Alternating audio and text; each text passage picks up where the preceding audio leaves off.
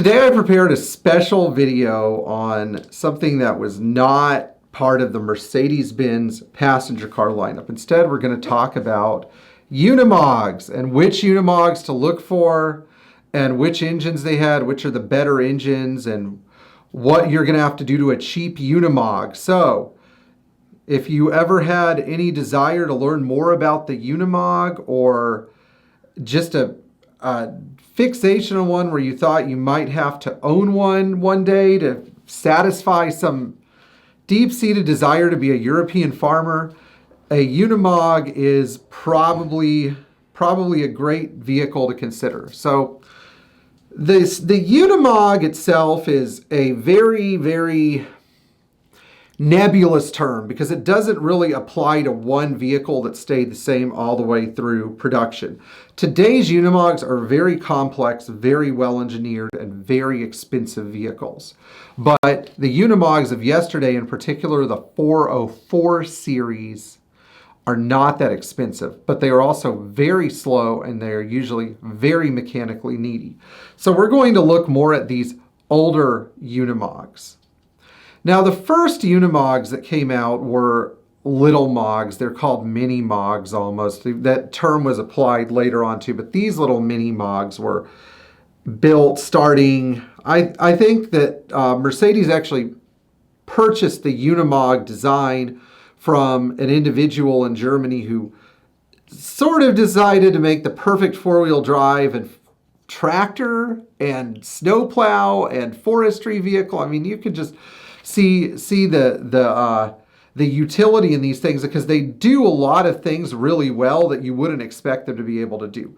But these vehicles started out when Mercedes sort of bought the design and took over the design of the Universal Motorgerät, which means like universal motorized tractor, I think. Correct me if I'm wrong, because German is obviously not my language. But they started fitting them with small displacement diesel engines such as the OM636 and later on the OM621. Only when the 404 came out did you really start to see a lot of gasoline engined Unimogs. The OM636 is for all intents and purposes a 40 horsepower engine. So you weren't going to do more than 40 kilometers an hour in a Unimog with an OM636, and with an OM621, even though it had a whopping 55 horsepower, it was also used in the 190D, which was not a fast car, so it was certainly very leisurely performance in your Unimog. Now, when the 404 came out, these got an incredibly powerful 2.2 liter M180 engine, albeit with lowered compression and a single carburetor. This was Mercedes' way of utilizing all of their production resources, including finding a way to make a passenger car engine work in a truck that weighed 3 times what a 220S weighs when it's all loaded up and has all its accessories bolted on. So a 220S has decent, acceptable performance as it is. A Unimog 404, if everything's working right, is a 50-mile-an-hour vehicle, and you'd better be happy with that. And it's still faster than a lot of cars from the era and a lot of large trucks from the era. Its performance was about on par, but the M180 engine is not the toughest engine. So when you get one, either plan on rebuilding it or putting something like an OM617 turbo diesel in, because there is some bell housing similarity. There's enough similarity you can make the two work together from what I understand. Now, after this, when Mercedes came out with the 406 series Unimog and its successors as they improved, these Unimogs starting in like 1968-69 started to get better engines. Eventually they put the M130 2.8 liter inline 6 in there, which is still a gas engine. But the really good Unimogs, some of the bigger Unimogs, use the OM351 and OM352 and other engines that are like the OM348, these direct injection 4 and 6 cylinder Mercedes diesel engines that provide decent power and decent torque and allow you to drive your Unimog at something approaching highway speeds. You can't drive a Unimog every day. These are not everyday cars, unless your everyday commute involves driving on forestry roads out west or something. You really can't expect one of these to provide high-speed transportation. There's really not much you could do to modify them, but if you were into rock climbing or you have adverse conditions to deal with, these trucks are absolutely perfect. And now we're going to discuss why they're perfect. Now, the portal axle that the Unimog is famous for weighs about as much as 2 OM617 engines. I'd say if you take the naked, stripped down long block of an OM617, you place them side by side, they're about as big as these portal axles. These portal axles are big and scary and they do not break, but they are something else.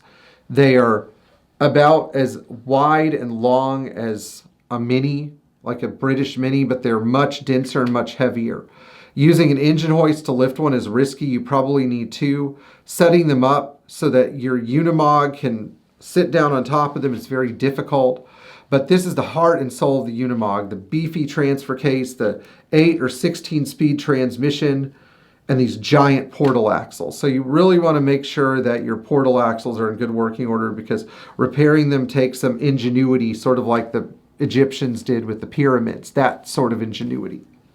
A level of ingenuity that I don't have a quick, easy solution to that I can explain in 5 minutes in a video. Like if you need to pull your engine out, buy an engine hoist. It's not quite that simple.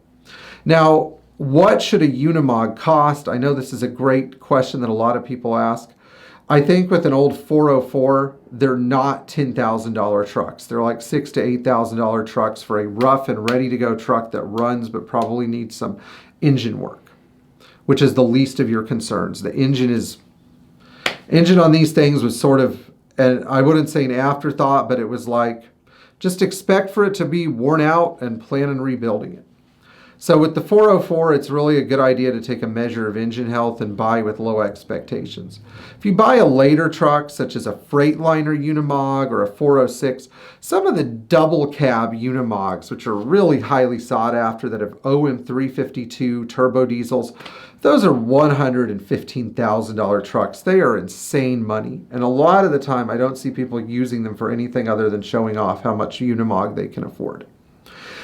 Really, if you want a modern Unimog, the way to go are forestry service auctions. These things get auctioned off and resold, and they usually come with all their attachment pieces. So you buy it, pull all the attachments, and you have a nice little Freightliner Unimog.